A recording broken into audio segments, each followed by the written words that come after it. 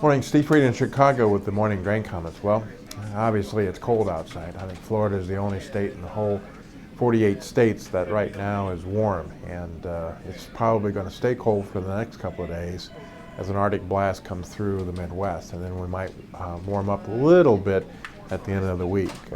Two things. Number one, obviously this is going to cause some logistic issues, but there are some forecasts that this colder weather will kind of linger into the spring, and then when we start out, we'll be colder than normal, maybe wetter than normal this spring, and we'll see what kind of impact that has. We also have to be watching for winter kill here in the U.S. winter wheat areas. There's not expected to be much, but it could put a little premium back in the wheat market as we find out later if there was any issues. Spent last week in Nebraska. Thank all those who were hospitable to me. I know farmers are not very happy with prices and concerned about prices going lower.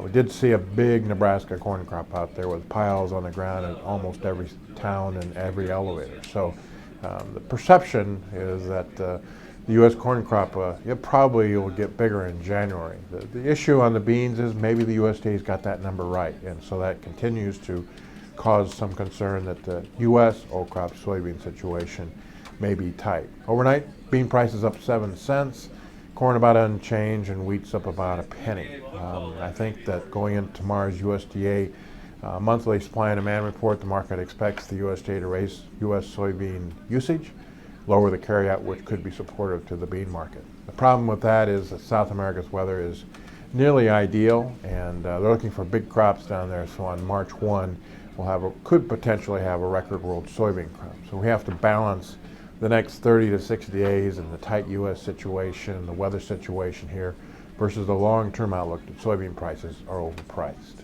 Corn prices are near the season's low. The demand is picking up domestically. Cash basis levels have firmed up a little bit. Last week the farmers did sell a little corn, but the market still thinks that on January the 10th, USDA will raise that corn crop, and that the carryout will be bigger, and that assuming a normal 2014 U.S. corn crop, prices will also go lower. On either tomorrow or January 10th, the USDA could raise world wheat production, raise world wheat stocks, especially in Canada, Australia, maybe a little bit in Europe, and that should be negative to wheat prices also long term. Other than that, weather outlook, Brazil, mostly normal, especially in the central and northern areas. Could be a little drier in the southern areas. Argentina looks to be a little warmer than normal, a little drier than normal, but not a major issue down there yet. We're going to watch that pretty closely. We did have a question about 2014 weather. It's a long way away, but it looks like U.S. will start out okay. May turn a little drier, especially in the west, late in the summer of 2014. Around the world, China should be okay, Russia should be okay, Australia should be okay. The only interesting thing could be maybe Canada could turn a little drier in the west late in the summer. As always, these are my thoughts, not those of ADM or ADM Investor Services, and have a safe and profitable trading day.